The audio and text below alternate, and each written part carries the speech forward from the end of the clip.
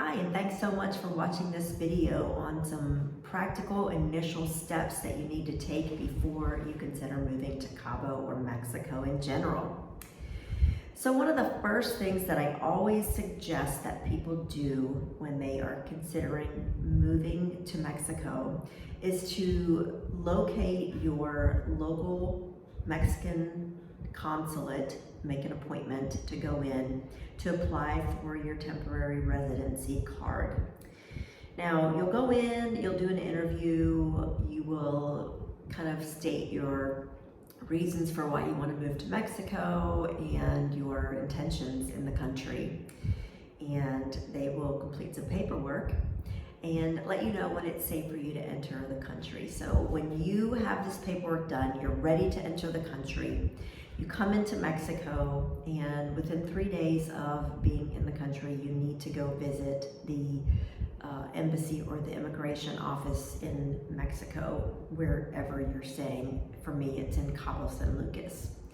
So Cabo reviews the paperwork that you have and takes your picture, and eventually you end up with something that looks a little bit like this. This is my immigration card. For the first year, you have a temporary immigration card, and you renew it again after a year. It's a small fee, it's not exorbitant. And then after the second year, you do the same thing. And at that point, you get a 3-year temporary visa. So that takes you up to the 5-year mark. Once you hit the 5-year mark, you have a permanent residency card, which is really great.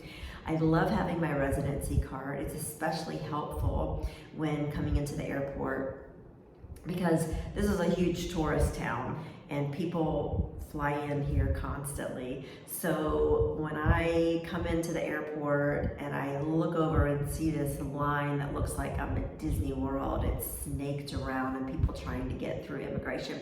It's so nice to be able to go right to the residence line, walk right through, and welcome home is what you hear.